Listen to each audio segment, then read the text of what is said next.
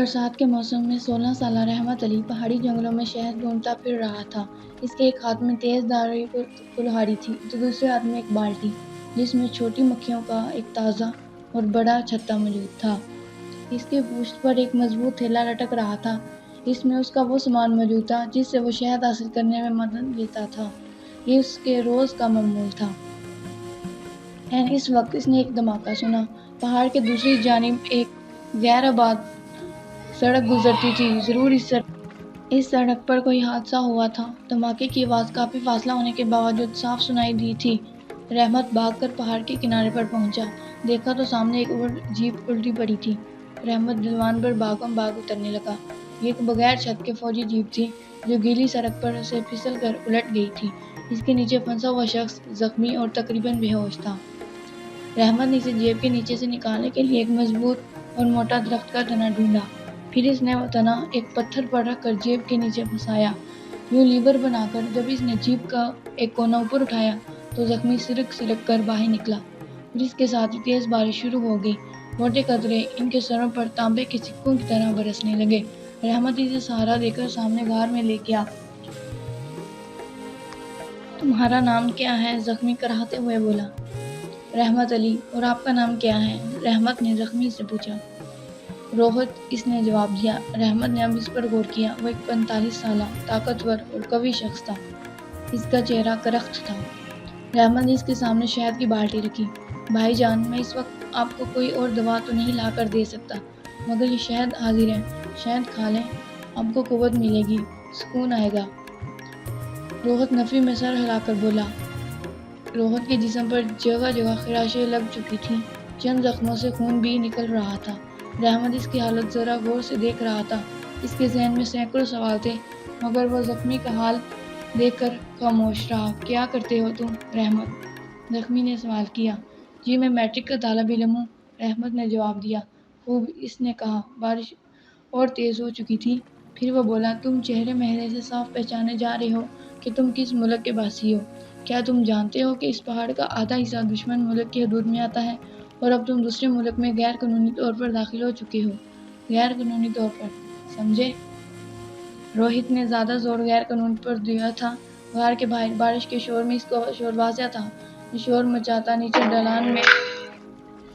رحمت نے اس کی بات سن کر ذرا توقف کیا اور بولا، یہ بات میں جانتا ہوں کہ پہاڑ کا نصف حصہ دوسرے ملک میں شامل ہے مگر دھماکے کا سن کر میں نے یہ حادثہ بھاگ کر دیکھا تو مجھے رہا نہ گیا۔ ایک انسان کی مدد کرنا تو ہر انسان پر فرض ہے۔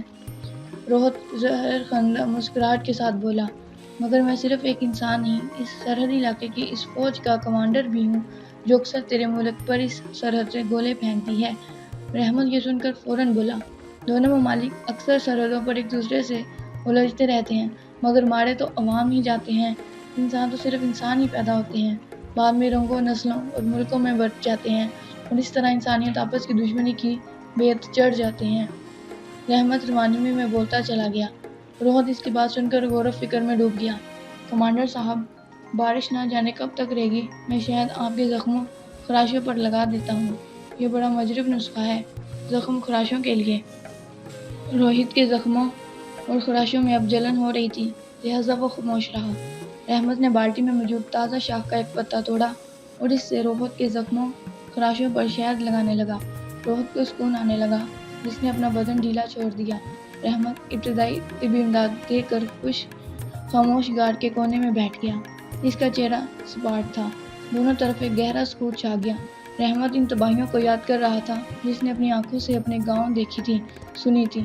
آدھی رات کو گولے جب گاؤں کے اندر گرتے تھے تو بعد میں وہاں کیا رہتا تھا؟ دھول، مٹی، ملبہ اور آہیں سسکیاں۔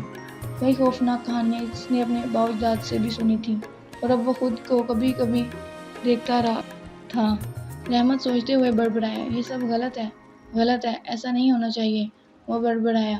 روہت بولا، کیا غلط ہے؟ یہ خون بہنا غلط ہے، خون بہانا غلط ہے۔ بات چیت مسائل سے حل ہو سکتے ہیں، پھر یہ خون خرابہ کیوں؟ روہت بولا، ہاں بچے، تم درست کہتے ہو۔ اب بارش میں ژالہ باری بھی شروع ہو گئی تھی۔ پتھروں پر ٹھک ٹھک موٹے موٹے اولے برس رہے تھے۔ سردی کی ایک لہر غار میں ٹھنڈی ہوا کے ساتھ آئی۔ تب رحمت نے اپنے تھیلے میں سے ایک گرم کمبل نکالا اور زخمی پر ڈال دیا۔ جو وہ شہد کی مکھیوں سے بچنے کے لیے ہنگامی حالت میں اپنے پاس رکھتا تھا۔ جب روہت کو گرم کمبل سے حرارت ملی اور وہ پرسکون ہوا تو اس نے رحمت کا ہاتھ تھامتے ہوئے کہا، شکریہ، میں یہ لفظ نہ کبھی کہتا تب بھی میرا دل شکریہ ادا کر رہا ہے۔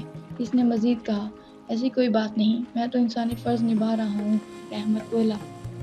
عین اسی وقت یوں بجلی چمکی اور بادل گرجا جیسے دو پہاڑ آپس میں ٹکرا گئے ہوں۔ بارش جاری رہی اور دونوں خاموش رہے۔ چند لمحوں تک خاموشی چھائی رہی۔ پھر طویل خاموشی کے بعد رحمت نے پھر روہت کو شہد پیش کیا۔ وہ بھوکا تھا اور زخمی بھی۔ اب اس نے انکار نہ کیا اور شہد کھانے لگا۔ رحمت بھی اس کے کہنے پر اس کا ساتھ دینے لگا۔ شام ہوئی تو شدید بارش تھم گئی اور دونوں گھر سے نکلے تو روہت لنگڑا رہا تھا۔ ٹھنڈی ہوا کے ان پر یورش کر رہے تھے۔ روہت نے کمبل اسے واپس لوٹانا چاہا تو رحمت نے کمبل اسے اچھی طرح اڑا دیا۔ روہت بولا، رحمت، تم نے مجھ پر احسان کیا، میری محرم پٹی کی، مجھے میٹھا میٹھا شہد کھلایا اور اس سردی میں ٹھنڈا میٹھا کمبل اڑا دیا۔ یہ کمبل گرم ہے مگر اس کا سکون ٹھنڈا میٹھا ہے۔ تو میں چلتا ہوں، تم اپنے ملک واپس جاؤ، پہاڑ پر چڑھ جاؤ، جاؤ میرا بچہ۔ روہت لنگڑاتا ہوا چل دیا۔ رحمت وہاں ہی کھڑا تھا۔ بھائی جان، خدا حافظ، وہ پکارا، ذرا خیال رکھنا، دونوں ملکوں میں بچے ہوتے ہیں۔ ہاں، میں یاد رکھوں گا میرے بچے۔ پھر وہ رحمت کو گلے سے لگا کر رخصت ہو گیا۔ اس کے جانے کے بعد وہاں کافی دن امن رہا۔ اگر ہم سب کوشش کریں تو آئندہ ہمیشہ کے لیے امن قائم ہو جائے گا۔